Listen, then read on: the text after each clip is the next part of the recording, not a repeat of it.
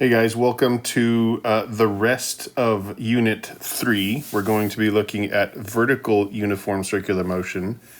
So right before the break, we started talking about uniform circular motion and things were moving in horizontal circles.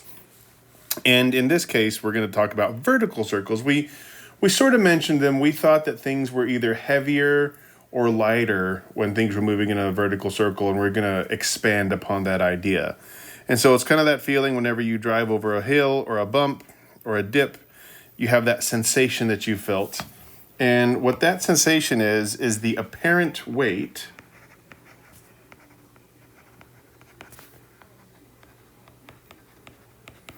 of the object.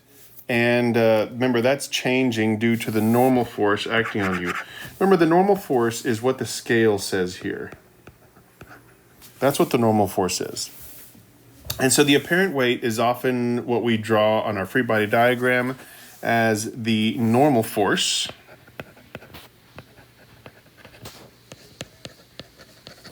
And that opposes the downward force of the weight. And it's usually pushing up by the surface that the object is on. And so we have a pretty good idea of what that means. And here's a mini free body diagram here. We have the Fg, or the weight, pushing down. And if it's sitting on a flat surface, then we have the normal force pointing up. When that force becomes zero in the vertical direction, then we say that object becomes weightless. That simply means the object's apparent weight is zero, not that the force of gravity is zero. So it can still have the gravity force being acted upon it. And so we have this this circular path that's vertical. So we can think of the hill on the car on the top of the hill as being part of the circle. So this car's path is circular at that particular point. Assuming it's at constant speed, so let's write that down here.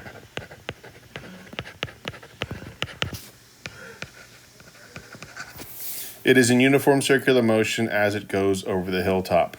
So we have the picture to the right, but the picture below, the red dot, has the tangential velocity, so it's perpendicular to the radius, tangent to the circle, and then it has the acceleration vector pointing down. That is representative of the centripetal acceleration as we talk about the car. So what we do is we're going to draw a free body diagram of the car. And so what we'll do is we'll take a look at the car. Here's my car here. And I know that it has both the force of gravity pointing down and the normal force pointing up. Remember, it is accelerating downward.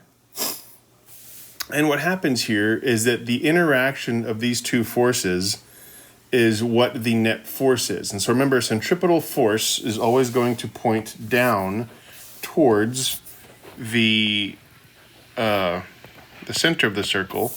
So I have centripetal force pointing down. So here's where we start doing a little bit of math here. We say the net force of the object is mass times acceleration. Well, if we have centripetal force of the object,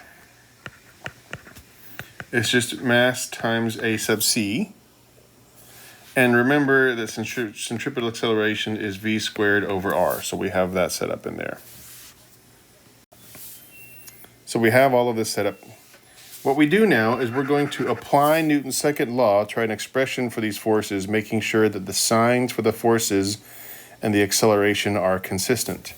Well, the net force is the centripetal force. That's one of the trickier parts about this. So if net force is the centripetal force, then we have to figure out what makes up the rest of those. And we see that the normal force and the weight are the things pointing up and down. So, in order to make the math happy here, centripetal force is down, so it's negative Fc equals Fn is going up, so that is a positive normal force, and Fg is pointing down, that is minus Fg. So when we write our expression here, we have this negative Fc equals Fn minus Fg. And from here, we can throw in a bit of extra math here. We can say negative mass times centripetal acceleration. The normal force stays the same. And then here is about as low as it can go here. So this applying Newton's second law, I drew my box a little bigger than I needed to be. But that's what happens here. That's what this turns into. Now, it looks kind of weird, but what's going to happen is we're going to be asked to figure out either acceleration from this point, the normal force from this point, or the weight, or the mass, or something. Most of these end up kind of canceling each other out when we start taking a look at it. But that's applying Newton's second law to the top of the path. Remember, this is the top of the path right here. The bottom of the path follows the same set of rules. We're driving under the dip, or you're at the bottom of the loop on a roller coaster, or like in Top Gun, they're at the bottom of the curve when they pull the G's. You feel a different apparent weight. So this is at the bottom of the path. So we're going to set up my block, and I still have my Fg, but now I have the normal force that's pointing up. Remember, the acceleration is pointing towards the middle of the circle or up at this point, which means the centripetal force is pointing up. Applying Newton's second law, remember, the net force is the centripetal force in this case. So the centripetal force is positive, and the normal force is positive pointing up, and the weight is negative pointing down. So this is what Newton's second law looks like at the bottom of the path. Once again, we can take this apart, ma sub c, the normal force, and then mg pointing over here. Here's about as low as we can go here. Remembering here, we can take apart the equation and solve any one of those pieces if we needed to.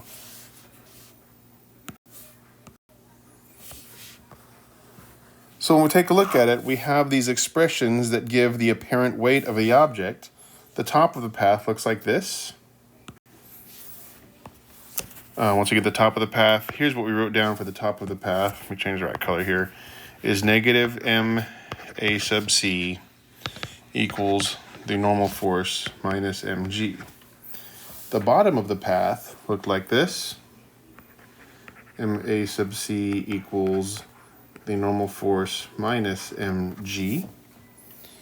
And when we solve for the apparent weight of the object, what we're doing is we're solving for the normal force. So if I solve for the normal force on the top side, I get something that looks like this. Fn would equal mg minus ma sub c. And then the on the bottom, we would get the normal force equals ma sub c plus mg.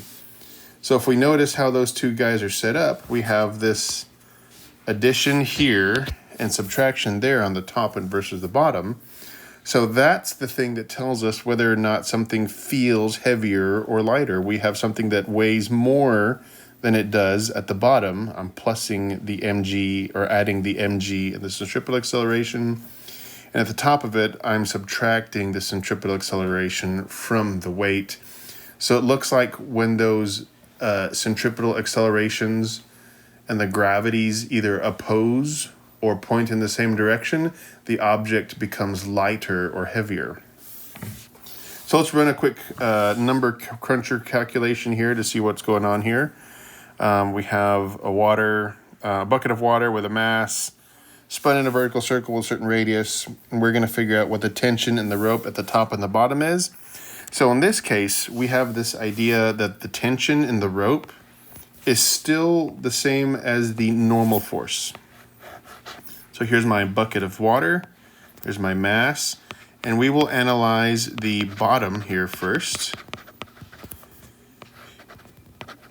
Ft would be pointing up, Fg is pointing down, and on this one, because it's at the bottom, acceleration points towards the middle, so that means centripetal force points up. For the top, we'll go over here to the other side here. For the top of the circle, I still have Fg pointing down, and then I would have the tension pointing down. And then, once again, my acceleration is pointing down this way. So the centripetal acceleration must also, the centripetal force must also point down. So it looks a little funny, but it's the same idea as the normal force.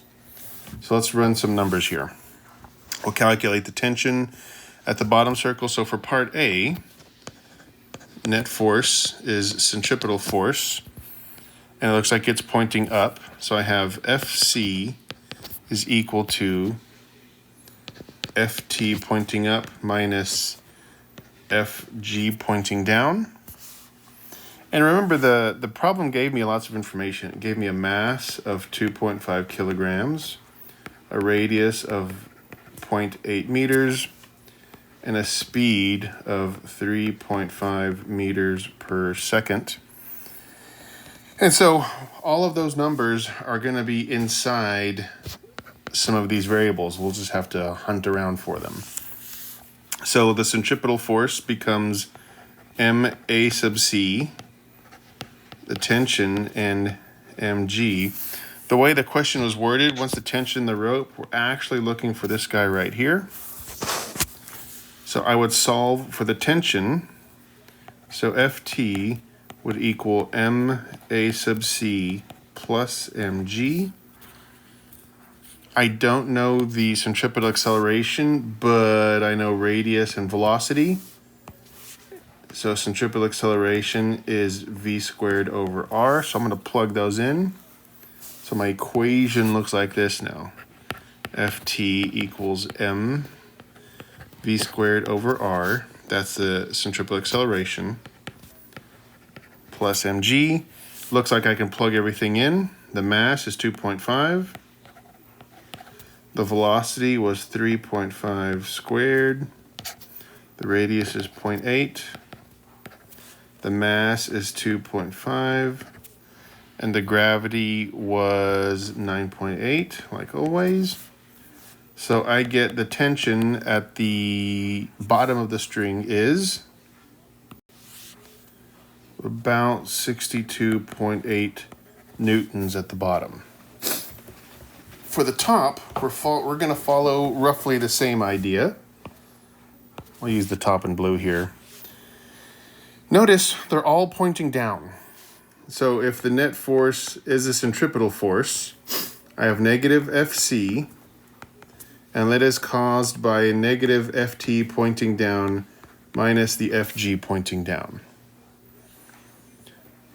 So now, since I'm solving for the tension in the string, I'm going to move a few things over. I'll move this one over here and that one over there. So I'm going to get Ft is equal to Fc minus Fg. Now I'm going to substitute Ma sub c. That is just multiplying mass times centripetal acceleration. That looks like it's mg. And once again, I don't know centripetal acceleration, but I know velocity and radius, so v squared over r minus mg. So notice this equation here compared to that equation there. Instead of adding them, I'm subtracting them. Plugging in my mass, so 2.5 v squared, 3.5 squared over the radius, 0.8. The mass was 2.5, and gravity is 9.8. So now I get 2.5 times 3.5 squared divided by 0.8 minus 2.5 times 9.8. I get roughly 13.8 newtons at the bottom of the string or circle versus the top of the circle.